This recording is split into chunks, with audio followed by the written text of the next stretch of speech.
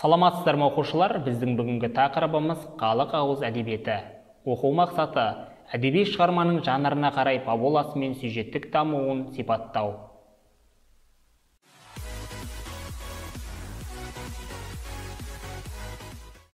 Ауыз әдебиеті дегеніміз халықтардың ертеден өзінің жадынан шығарған көркем туынды. Мысалы, мақал-мәтелдер, жұмбақтар, ертегілер, шешендік сөздер, тарихи жырлар, лиро-эпостық жырлар, бұлардың барлығы халық ауыз әдебиетіне жатады. Яғни, сөзіміздің басымызда айтқанымыздай, бұны халық өзінің жадынан шығарған. Оның жеке авторы, жеке орындаушысы, жеке иесі жоқ. Мәселен, тұрмыс салт жырына нелер жатады? Оған бесік жыры, беташар, шілдеханада айтатын өлеңдер, жар. Сондай-ақ адам өмірге келген сәтінен бастап, дүниеден өткен сәтіне дейінгі болатын барлық салт дәстүрлердегі, әдеп ғұрыптардағы көркем шығармаларды айтады.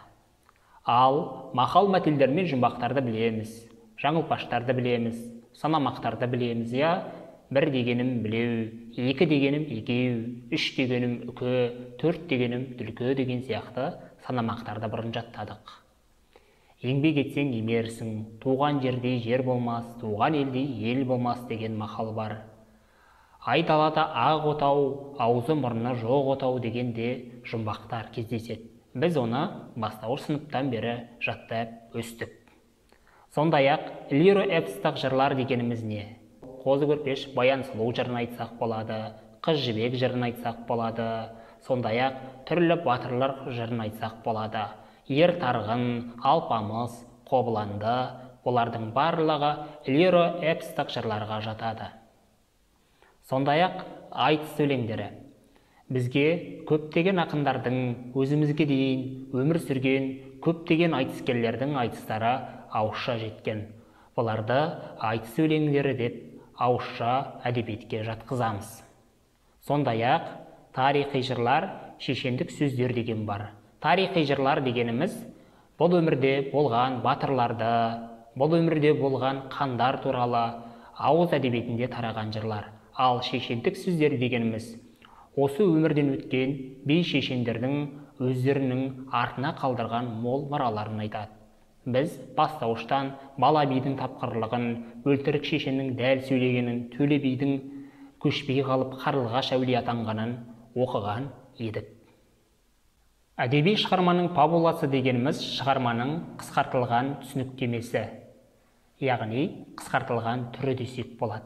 Мәселен, бізге бәрімізге таныс Мақтағыз деген ертегі бар. Осы Мақтағыз ертегісінің фабуласына тоқталайық. Бірде Мақтағыз үй сыпырып жүріп, мейіз тауып алады. Ол мейізді бөлісу үшін мысығын шақырады. Мысығы келмегеннен соң мейізді жеп қояды. Сөйтіп мысығы оның қатығын төгіп тастайды. Міне, осылай қысқаша түсіндірген шығарманы фабуласы деп атаймыз. Шығарманың фабуласы.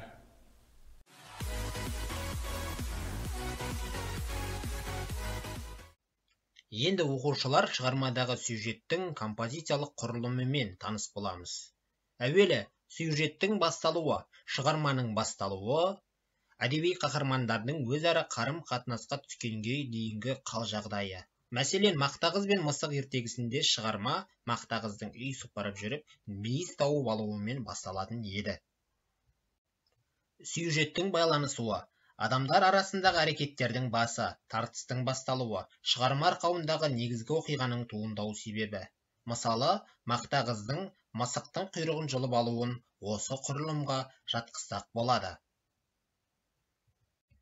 Сюжеттің дамуы, адамдардың өзара қарым-қатынасынан, қимыл әрекетінен туған түрлінше жағдайлардың шиеленісуі.